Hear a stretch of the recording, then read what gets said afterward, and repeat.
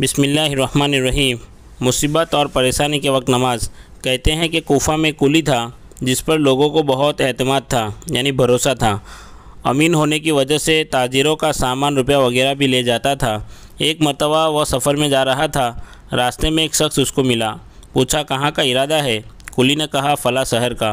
वह कहने लगा कि मुझे भी जाना है। मैं पाँव चल सकता तो तेरे साथ ही चलता। क्या यह मुमकिन है कि 1 दिनार किराए पर मुझे खच्चर पर सवार कर ले? कुली ने इसको मंजूर कर लिया। वह सवार हो गया। रास्ते में एक 2 राह मिला, यानी 2 रास्ते।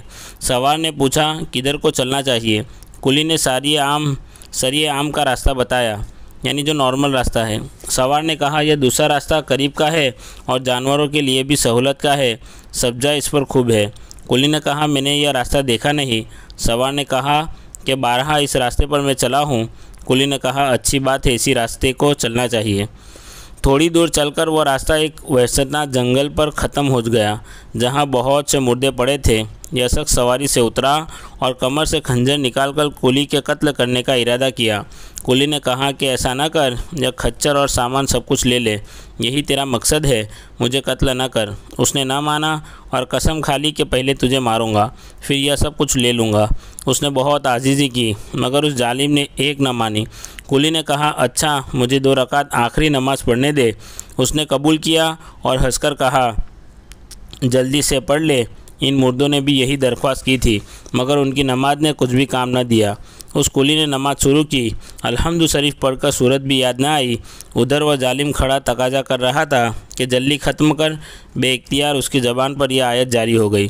अम्मन युजीबु वाली आयत उसने पढ़ी और रो रहा था। ये आयत पढ़ रहा था और रो रहा था कि एक सवार नमूदार हुआ जिसके सर पर चमकता हुआ खोद, यानी लोहे की टोपी थी। उसने नेज़ा मारकर उस जालिम को हलाक कर दिया। जिस जगह वह जालिम मरकर गिरा, आग के शोले उस जगह से उठने लगे। यह नमाजी बेइख्तियार सिजदे में गिर गया। अल्लाह का शुक्र अदा किया। नमाज के बाद उस सवार की तरफ दौड़ा। उसने पूछा कि खुदा के वास्ते इतना बता दो कि तुम कौन हो और कैसे आए? उसने कहा कि मैं अम्मन युजीबु मुस्तर्र का ग़ुलाम हो। अब तुम मामून हो, जहाँ चाहो जाओ। यह कहकर चला गया। दर हकीकत नमाज ऐसी ही बड़ी दौलत है कि अल्लाह की रज़ा के अलावा दुनिया के मसाइब से भी अक्सर नजात का सबब होती है और सुकून क़ल्ब तो हासिल होता ही है। इब्न सीरीन रहमतुल्लाह अलैह कहते हैं कि अगर मुझे जन्नत के जाने में और 2 रकात नमाज़ पढ़ने में इख्तियार दे दिया जाए तो मैं 2 रकात ही को इख्तियार करूँगा, इसलिए कि जन्नत में जाना मेरी अपनी खुशी के वास्ते है और 2 रकात नमाज मेरे मालिक की रज़ा के वास्ते है।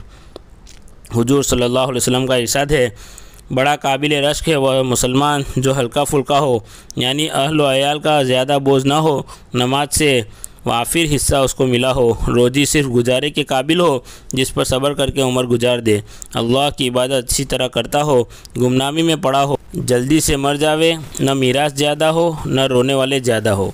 एक हदीस में आया है कि अपने घर में नमाज कसरत से पढ़ा करो, घर की खैर में इजाफ़ा होगा।